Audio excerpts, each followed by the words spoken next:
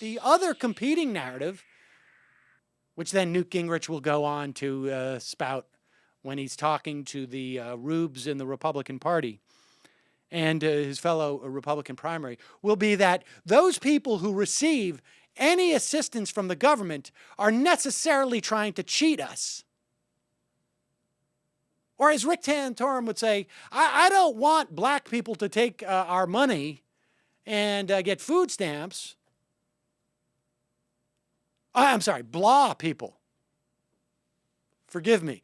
Blah people to take that money. And we see Republican legislators in the Senate, in the House, talking about people who are getting unemployment insurance should be drug tested, as if they're criminals. And in Pennsylvania, the Republican governor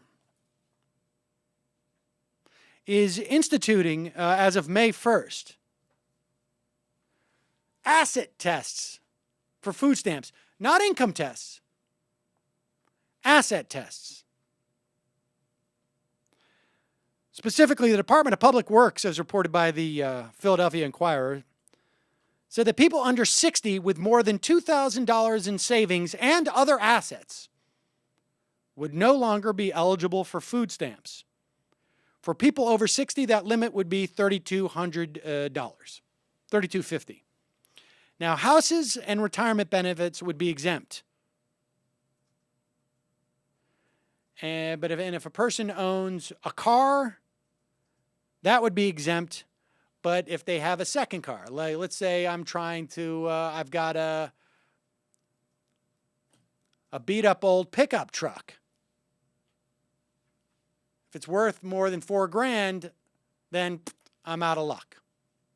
And where does this impact people? Well, for instance, if you're elderly and you've saved up a little bit of money for your burial plot, or perhaps you have $3,500 you hope to give to your kids, no, sorry, you cannot get any food assistance. Spend it. And when you're absolutely, totally destitute, then we'll throw you $200 a month so that you can eat. And it's not even $200, it's food stamps. It would say to people in poverty or people who are middle class, people who lost their jobs, you're not allowed to try and build any type of savings from which to seek new jobs, to use to maybe start a cottage business, whatever it is.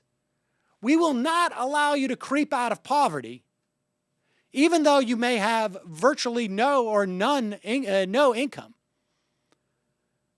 and get that $200 worth of food stamps. And here's the worst part about this. Here's how you know this is simply about trying to create a stigma upon these people. Here's how you know it's simply a Republican trying to score points to show that they can be the most cruel and harsh to people who have suffered some form of misfortune. It doesn't save the state any money. It may save the federal government a little bit of money. But the state now has to create a whole new bureaucracy to determine what assets these people potentially have. They have to be trained to ascertain proof of assets. They have to get computers that will be reprogrammed. A recent survey of 26 states by the U.S. General Accounting Office showed that the vast majority of states polled believe asset testing would increase costs and caseworker workload. Increase costs. Never mind not save a dime.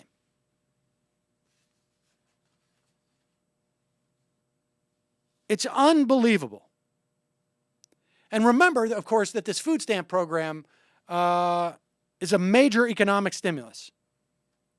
Every dollar of public funds spent on food stamps grows the GDP by $1.73.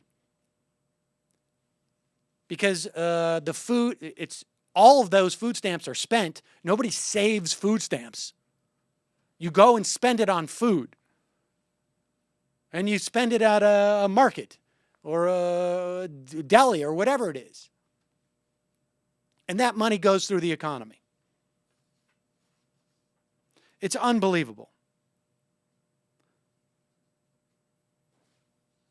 It really is just despicable.